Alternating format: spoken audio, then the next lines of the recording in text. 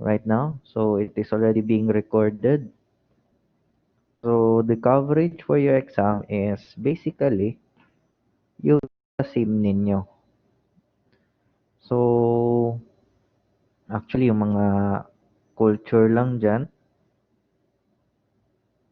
And then the others are just additional sa history ng ating bansa. Yung mga taong nakilaban or naglaban para sa atin. Okay, so na ba tayo discussion previously? Na ba maka recap or na ba maka-remind kung nagsugod na ba tag discussion previously or asa ba ta naghunong last time?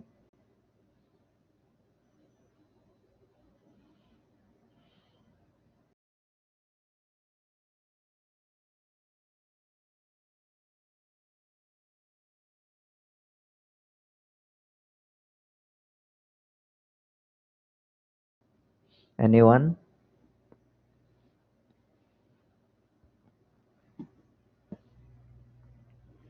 Anyone?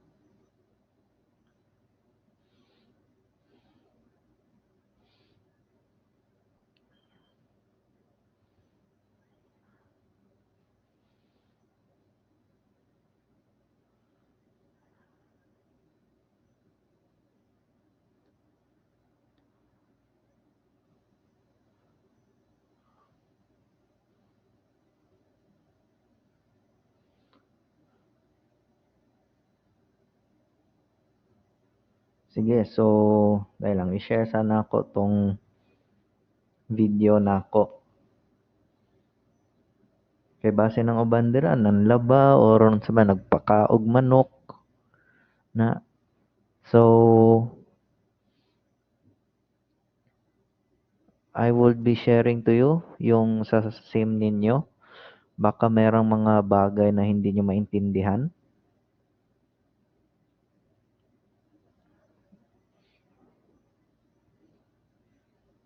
So I'll be proceeding back to or proceeding to the straight tayo dito sa patriotic symbols. So yan. So sa patriotic symbols, the most known or widely known and widely used symbol of our country is our flag, the Philippine flag. So it symbolizes a nation's sovereignty, yung kalayaan, the freedom of a nation, and it also serves as the rallying point for people who want to demonstrate the unity of their nation. So, the history of our Philippine flag originated through the country of, or it's not really a country, or in Hong Kong, kung saan doon na exile sina General Emilio Aguinaldo, kanyang pamilya at yung iba pa niyang kasamahan. So they were in exile in Hong Kong. So naisip ni General Emilio Aguinaldo, makakamit na natin ang ating kalayaan pero bakit wala tayong simbolo ng kalayaan? So he made a plan and realized na kinakailangan na talaga magkaroon immediately ng watawat. So, he ordered one of his friends and one of those Filipinos who resided in Hong Kong, si Marcela de Agoncillo. Together with her husband and some of those tailors, yung mga mananahi, sinabi ni General Aguinaldo na Marcela, kailangan na natin ng watawat. So of course, Marcela was a good tailor. Magaling silang mananahi. She has the people, they are willing to do it, pero wala pang disenyo. So, yung design was initiated by the Junta Patriotica. Yan yung organisasyon ng mga Pilipinong na exile papuntang Hong Kong. Yan. That was in early 1900s. So, ang plano ng Junta Patriotica was that the colors must be red, white, blue, and a portion of the sun's rays yung golden yellow. So as we all know, ang symbols ng ating watawat, for example, yung three yellow stars. Yan. So the three yellow stars symbolizes the three main island groups of the country. Yan. So next, the color blue, yung nasa taas na color, the upper blue color or the upper blue stripe, ayan lang. Yan. So the upper blue stripe represents peace, truth, justice, and universality or kapayapaan. Yan. While the red stripe, yung red stripe naman or yung red color symbolizes bravery and patriotism. Yan. Yung pagiging matapang at may lakas ng loob. So, of course, hindi lang yun ang mga symbols na nasa watawat. The Philippine flag has a sun in between those three stars, and the sun has 8 rays. So each of those 8 rays symbolizes or represents the first 8 provinces na nakipaglaban sa mga Espanyol. So that is now Metro Manila, Bulacan, Cavite, yan, Nueva Ecija, Laguna, Batangas, Tarlac, and Pampanga. Yan. So, 8 yan sila ng mga probinsya na unang lumaban sa mga Espanyol. So, their contributions led to the establishment of the Philippine government or the freedom of the Philippines. Okay? So, dili ko ninyo madungog. Murag klaro man akong boses. Wait lang. Madungog ba ko nimo, Mr. Harina? Klaro ba ang boses?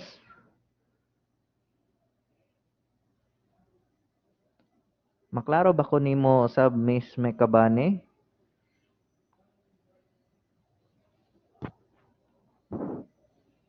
Maklaro ba ang boses? Madungog ba ko nimo, Miss Cutie? Mekabane?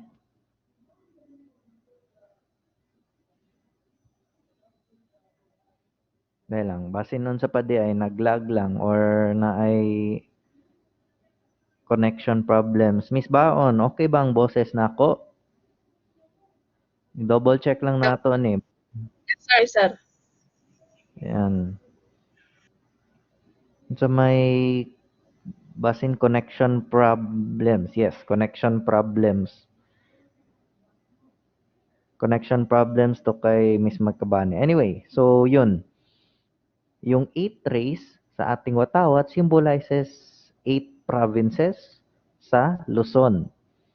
The color blue symbolizes peace, truth, justice, and universality, while the red color symbolizes bravery and patriotism. Yung 3 stars, of course, abotable. 3 main island groups, Luzon, Visayas, and Mindanao. Then, ayun, yung colors and symbols are very significant sa history natin, mainly from the Spanish colonization. Yan. So, nagkaroon na ng watawat. Ang Philippine flag was first waved or unang winigayway sa Kawit, Cavite. Yan. Yan. Sa hometown ni Emilio Aguinaldo. So, let's proceed on to flag raising ceremony. So, kung naay dili pagyapon ka klaro sa akong boses, you can just comment. You can comment on the chat box. Anyway, so yan, conduct of flag raising ceremony. So, lahat ng mga government establishments at mga eskwelahan from elementary to tertiary sa college, kailangan magkaroon ng flag raising ceremony that's done every Monday kung saan tinataas ang watawat habang tinutugtog yung pambansang awit. And then it is also lowered every Friday after the conclusion ng trabaho. Commonly sa hapon yan. Some others, 3 o'clock. Yung iba, 5 o'clock ng hapon. So, binababa yung watawat. Na. So, during the flag ceremony and the flag retreat, everyone who attends or has heard of the national anthem must must stand. Kailangan tumindig ng maayos. Kung may suot silang mga caps or hats, kailangan nila ibaba. And then, yung kanilang kanang kamay ilalagay sa kaliwang dibdib. And of course, they would need to sing the national anthem, yung Lupang Hinirang na kinompose ni Julian Felipe. Okay? So, yan yung conduct ng flag raising ceremony. Yan. Sabotable na sa inyo ha. Okay? So, next. Yan. So, the observance of the flag raising ceremony is also done during official or civic gatherings and shall be simple, dignified, and be done in a marching beat. Kumbaga, pang marcha ang tempo ng Lupang Hinirang. Yan. That's according to Section 20 ng National Historical Institute. Yung mandates, yan. Of course, you know, Independence Day, June 12 of every year. Yan, every June 12. Okay? So, yan. Flag raising, flag lowering, half-mast. Let's proceed sa half-mast. So, the half-mast is a ceremony or a tradition which the flag of the Philippines is lowered to the middle portion ng flagpole, kung saan it is a symbol of the death of a certain important personality or the death of siguro mga soldiers natin, mga kasundaluhan or kapulisan natin. Like for example, yung SAF 44, yung mga opisina ng gobyerno naka-half mast, especially lahat ng mga police stations. Yan. In order to recognize the passing of those police troopers. Yes, digit ko nimo madunggan. Yes. Karon madunggan ba ko nimo? Digit ko nimo madunggan ako. Sobrang layo pero anyway, yung iba ba, do you have any um, questions na may problema sa audio? Miss Peñaranda, madunggan ba? Is my voice loud enough? Yes, sir. Oh my, nganong di man ko maklaro ni Miss Mekabane. Anyway, so okay na ta. Okay, sige. Sige. So, yan, para di mo maunsa. Siguro sa kalayo lang siguro sa inyong lugar siguro. Sa Kalinan baka, 'di ba Miss Mekabane, siguro ang signal dira dili kaayo kusog karong panahon na kay ting ML man jud karon. Na, anyway, so yun, half-mast. Yung half-mast is an act which is done in case of the following deaths ng officials o yung mga pagkakamatay ng mga individuals or government officials such as the president or former president.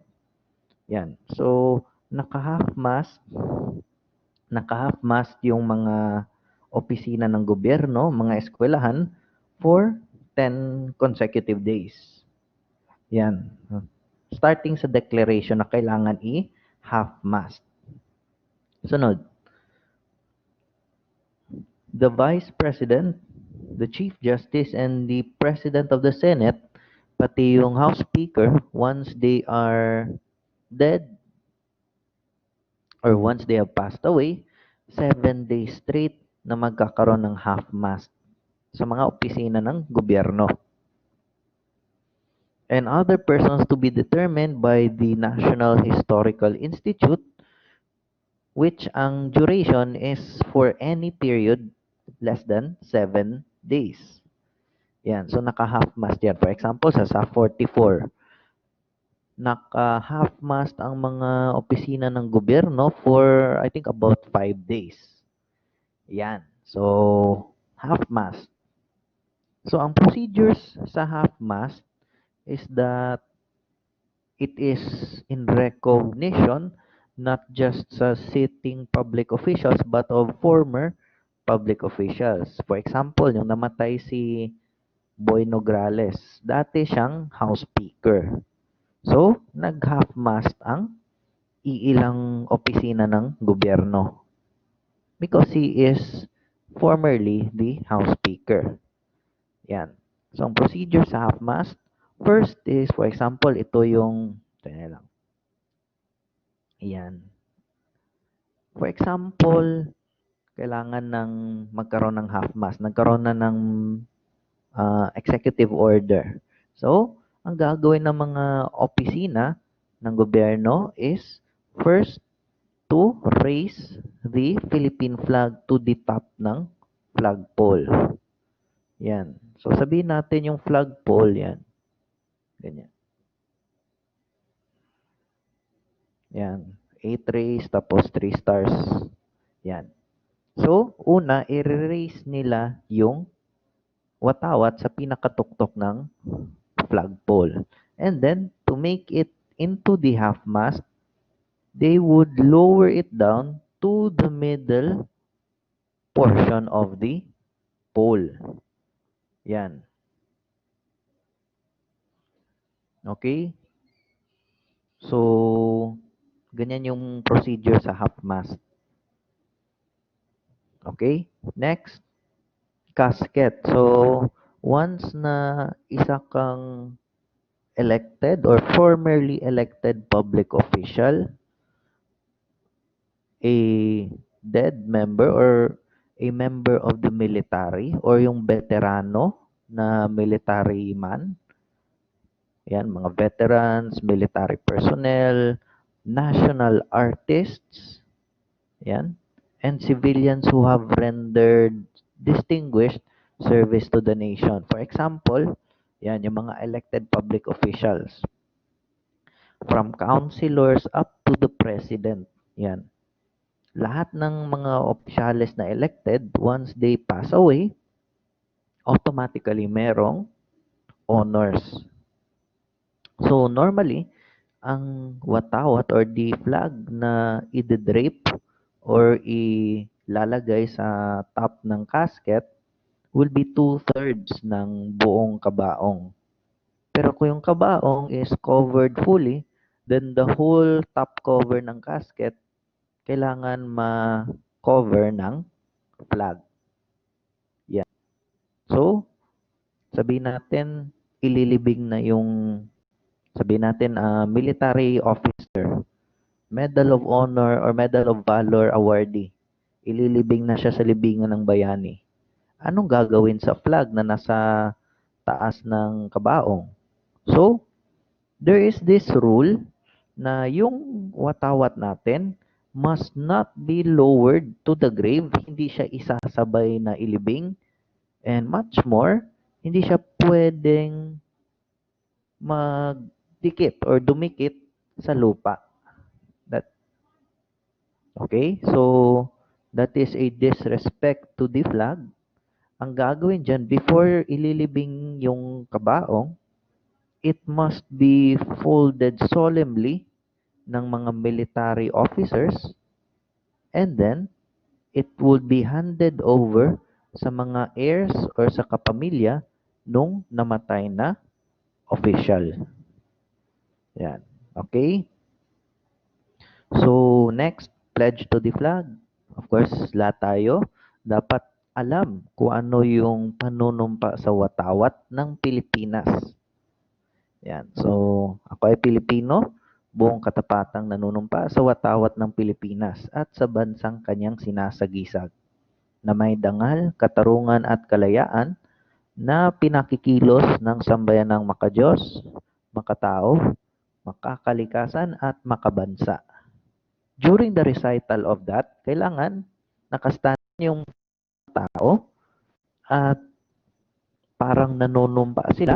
Kanilang right hand must be raised and their palms open shoulder high. Kumbaga naka right angle. Yan. So drawing ko lang yan. Mahirap mag-drawing online. Yan. Yan. For example, yan yung kamay. Yan. So, imagine nyo na lang kamay yan, di ba? So, parang ganyan yung itsura ng kamay. Na, stickman lang na. Anyway, so, I think it is already sabotable and understandable sa inyo. That is a pledge rendered to the flag, rendered to the nation.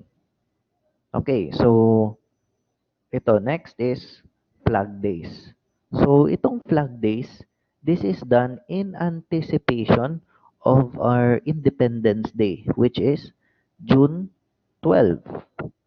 So, declared ng government na from May 28 hanggang June 12 is considered the flag days sa ating bansa, kung saan lahat ng opisina, ahensya at facilities ng gobyerno, mga eskwelahan, mga establishments in private industries, and also yung mga bahay, kailangan na sumali at mag-display ng watawat sa kani-kanilang mga lugar. Yan. In preparation of our Independence Day. So, may certain specifications sa ating flag. Anong kulay, anong length, width, pati height ng flag, and kung anong tela ang gagamitin. So, as stated or as mandated ng National Historical Institute, the colors of the flag shall have the following requisites or specifications. For example, pag blue color ng flag, cable number 80173 ang color niyan. So the white color, yung plain white color, cable number 80001. Ang red color, iba na namang cable, cable number 80108. Tapos yung golden yellow, yung kulay ng mga stars at ng sun, 80068. Yan. In order to make it a standard at mag-guarantee na uniform ang kulay. Yan. So, next. Yan yung mga requisites ng ating Philippine flag. Sa baba, yung mga prohibited acts. Yan. So, pinagbabawal ang paggamit ng watawat and used as tablecloth. Yan. Napaka disrespectful niyan. Yan. Or panakip sa ceiling, yan. Panakip sa tulo sa bubong, yan. Or ginagamit na pennant, yan. Or yung sinasabit sa mga sasakyan, sa hood, yan. Or ginagamit na parang tungkod, yan. Or staff, yan. Pinagbabawal rin ang paggamit ng watawat, for example, sa clothing, unless it is allowed by the National Historical Institution. For example, yung ginagawa no ng Adidas, na meron silang jacket na yung boom jacket reflects exactly the Philippine flag. So yan, naging issue yun. Yan. Sunod, there are certain prohibitions and certain ways in which to display the Philippine flag. Yan. So, yung sinabi ko kanina, pinagbabawal na suotin or isuot yung watawat as a part of a costume or uniform. Yan. Fashion-wise. Yan. Samot na pud kung ibutang na nimo sa mga club, casino, sa mga gambling joints. Yan. Or sa mga sabungan. 'Di ba? Nagsugal pa ka o niya patriotic. Nako, it's an irony. Yan. Anyway, I think you have read this already. I should skip to that. Yan, Philippine National Anthem. Unsay title gani? 'Di ba Bayang Magiliw? Bayang Magiliw or Lupang Hinirang? Lupang Hinirang, sir. Okay, so yun. Lupang Hinirang. It was originally composed by Mr. Julian Felipe. Siya din yung nag-arrange ng mga nota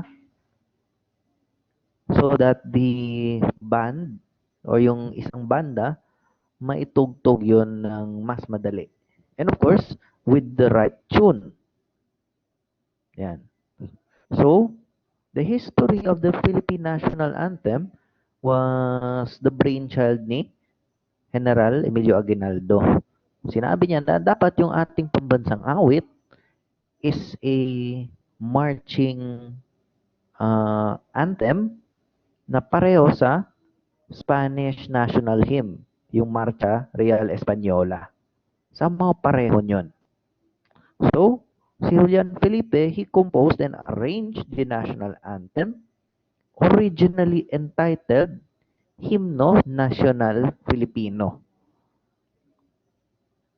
Pero, it took some time para yung hymn or yung arrangement ng nota magkaroon ng tamang kaugnayan sa lyrics na ginawa niya. Yan. So at the height of the Filipino-American War noong 1899, a young soldier who is also a poet, si Jose Palma, wrote a poem to the Spanish government in order to fit the music of the Himno Social Filipino with the title Filipinas. Yan. So yung poem niya was accepted as the lyrics for the hymn composed earlier ni Julian Felipe with the title Lupang Hinirang. Yan. Okay, so when the national anthem is played sa mga public gatherings, whether recorded or by band or by any reproduction, everyone is required to sing with the national anthem and must be done with all their heart, or for short, done with fervor. Yan. Okay? So, it's also a sign of respect. The same goes sa kumakanta na, for example, tayo noon sa elementary, habang tinutugtog sa flag ceremony yung Lupang Hinirang, nakatayo tayo ng maayos at yung ating mga kamay, yung kanang kamay, nasa kaliwang dibdib. And up to the last note, nakalagay yung ating mga kamay sa dibdib. Okay? So the exceptions niyan are those members of the military, yung mga Boy Scouts in their scouting uniform, yung mga miyembro ng uniformed services, and the president. So yung mga nakakita kay Lenny na sumaludo habang nagkakaroon ng pagkanta ng national anthem, that is basically only reserved for the president. Kasi yung presidente ang commander-in-chief ng armed forces, hindi si vice-presidente. So it is somehow at her own will and siguro mako-consider yan siya na some form of superseding or pagsasapaw ng kapangyarihan ng presidente, which in fact she is the vice president. So yun, sa mga elected government officials, ang presidente lang ang allowed na sumaludo during national anthem kahit na civilian siya. Okay? Next. Ayan. So, there are certain considerations for the showing of respect during the national anthem. Nandyan na yan. Also, one thing, during the sign-on and sign-off procedures ng mga radio and TV stations, dapat yun ang una at huling form of broadcast ng bawat radio or TV broadcast station. Tignan nyo pag mag-sign on, around siguro mga alas 4 or alas 5, unang pinapatugtog ang Lupang Hinirang. And at the same time, sa pagsa-sign off ng iba, alauna or alas 12 ng hating gabi. Yan yung last na ginagawa. Okay? The same goes for the first and last screening of films sa mga theaters and cinemas. Okay? So, here are the commemorations or yung mga holidays. Yan. December 30, Rizal Day. Yan. Anniversary ng pagkamatay niya. Yan. So, first instituted ang Rizal Day noong December 20, 1896. Or issued noong December 20, 1896 and celebrated 2 years after. Yan. December 30, 1898. National Day of Mourning kay Rizal. November 30, that is the Bonifacio Day, celebrating the life of Andres Bonifacio. Okay? Next, of course, yung June 12, Independence Day. Yan yung Independence Day natin sa Espanya or sa mga Espanyol. Pero technically, July 4 is our Independence Day sa mga Hapon after the World War II. Yan. So July 4 was our Independence Day up until August 4, 1964, kung saan si Presidente Diosdado Macapagal iniurong yung national holiday natin na bumalik sa June 12. Okay? Based on the Declaration of Independence ni General Aguinaldo. August 26, National Heroes Day. Yan. In celebration of the heroes that contributed to the sovereignty of our nation. Yan. By virtue of RA 9492. So, ang custom niyan is held every last Monday of August. Yan. It was chosen kasi yan yung approximate na araw kung saan ginanap yung Cry of Pugadlawin. Yan, or Cry of Balintawak. Yan. So next,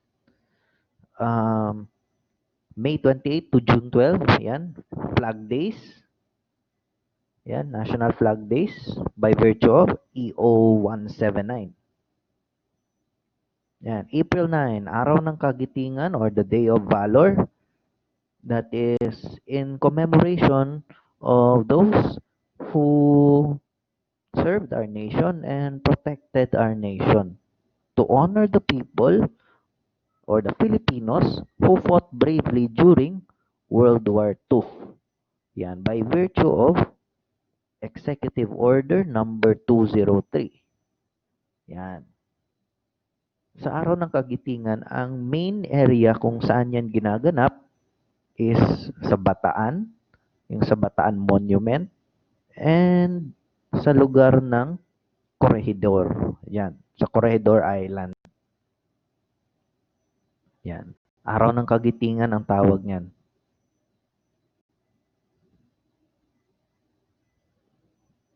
Okay, so yun, natapos na natin yung coverage ng second exam.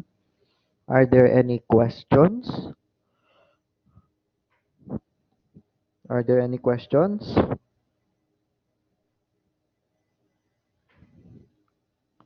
Oh, Miss Mekabane, do you have any questions?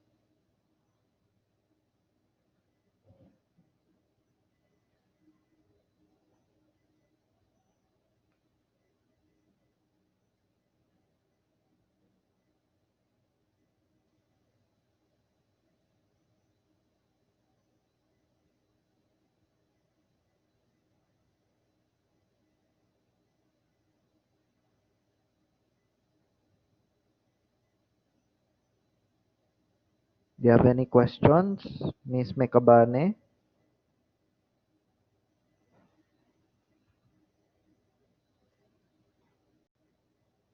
Wala na kayo questions? Anyway, so kung hindi pa kayo klaro akong boses, you can just review this sa Collaborate. And i-remind lang tamo na ako'y YouTube channel in which you can view again all those previous na mga meetings natin, including this one. So, that is for your consumption. You can just subscribe to my channel. And then, sa ngayon, mga meetings pa lang, and then puhon, sa mayang panglawas na mag-vlog na ko, ana. So, ginabuhat na ako, asa ba ko add to na vlog. Pero karon formal lang muna tayo kasi klase pa. Okay? So, I still have extra time. Do you have any questions, my friends?